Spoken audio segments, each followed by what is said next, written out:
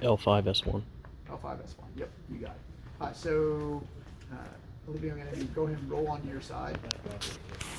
So let's just kind of go through our checklist of the setup. Like, if nothing else, we can get really good at our controlling our variables that are controllable. So I usually use 2 fists as far as my distance of their pelvis relative to the edge of the table. So I'll have you go ahead and scooch forward there, Olivia, until you're like, yep, perfect. There you go. And then I'm just going to get this under here a little bit more. Okay, so I tend to like to set them up rather than them setting themselves up.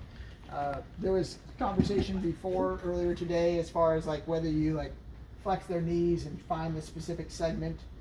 Again, given what the evidence that we just presented, we know that we can try and be precise, but the reality of the situation is that it's not. So as far as where the cavitation occurs, I'd still encourage you to be as intentional as you would like, but at the same token, I'm just going to keep moving her until I see your pelvis kind of move into a posterior pelvic tilt. I'm going to tuck her top leg kind of behind the knee of her bottom.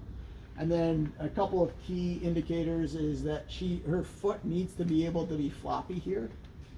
And then if you roll a little bit more, but she feels like she's going to fall off a little bit, right? So we need to make sure that that's not the case. And you don't want, because it's a rotary technique, you don't want to overly rotate them.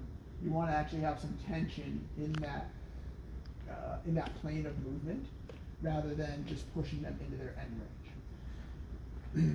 And then if we just talk about the different setups that you can have for the lower body based off the individual's essentially tissue tension. And so Olivia's a little bit more mobile than most.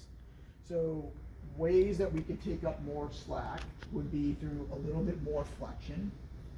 You can also add in a little bit, right? So just check with their hip, but like this, go ahead and relax, right? So if I add a little bit more rotation, I can get a little bit creative as to how I like create that tension by kind of winding up her hip. Just make sure that they don't have any, that they have a healthy hip. Does that feel okay for you, Olivia? Yeah. Yeah. Very good. And then upper body. So I'm going to have you grasp me with your underarm. No. So no rotation. Sorry, that's fine. Just flexion. And then this is going to go under there. Because if we rotate too much, then you're going to be at your end range. It's not going to be as comfortable. Yep. And then the top arm is just kind of resting there. She's a little bit more rotated than I would like, but we're going to run with it. All right. So I'm going to roll her thenar eminence. I'm just going to get on skin, and I'm going to come up. So I'm just on the articular pillar on the upside portion of her spine. And I'm going to be rolling her as a unit, just like this, and then I'm going to drop into it.